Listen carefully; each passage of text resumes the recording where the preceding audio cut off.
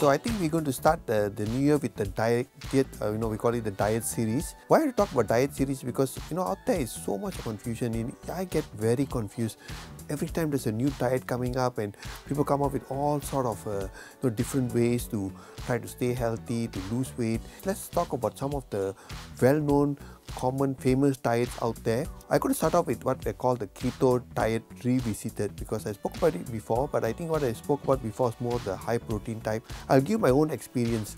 About 22 years ago, I put on a lot of weight. From 70 kg I went up to 94 kg.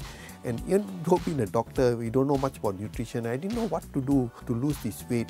And that's when I came across a then famous diet called Atkins diet. Looked at it, read it, thought made sense to me. Instead of using glucose as a source of energy, why not use ketones as a source of energy? All I had to do was cut off my carbohydrates. Go on. At that time, Atkins was talking more about higher protein rather than high fat. Wow, it worked wonders. Within 6 months I lost 24 kgs, went down to 70. In fact, I went down to 68, and then I had to actually stop doing all that because I was losing too much of weight. Today we know that yes, keto diets do work. With the epidemic of metabolic diseases, people with obesity, people with diabetes, hypertension, high cholesterol, gout, if you're having these problems, I think keto is actually a way to go. It is one thing you can do, but you must be careful. I would prefer right now the high fat diet, because one of the problems that I had when I did many years ago, and I see a lot of my patients do, is that we do tend to love our meat, and even if you take a lot of meat, you still can be in ketosis, and you still can lose weight. And the problem is that when you start taking a lot of meat, especially red meat, it can have a lot of other issues, other problems like inflammation, and that might not be something very healthy in the long term. So one is, be careful that if you go into keto, use the high fat, I'm talking a lot of good fats, low glycemic vegetables.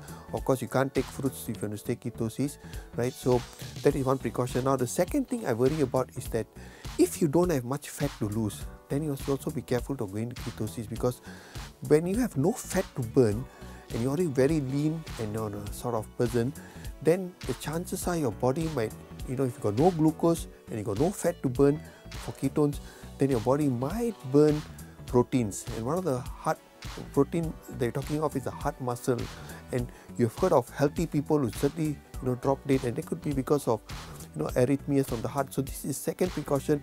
No one is very sure, but this is something theoretically can happen. Thirdly is that is keto safe for the long term? Are you going to be in ketosis for 40-50 years of your life? And that's another question we have to answer. A 70-80-year-old man going to ketosis? So that's what I'm a bit worried about.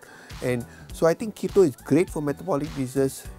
Use it for the right indications, and then maybe slowly go into what I call the longevity diets, diets of the blue zones, which we'll talk about in the later series.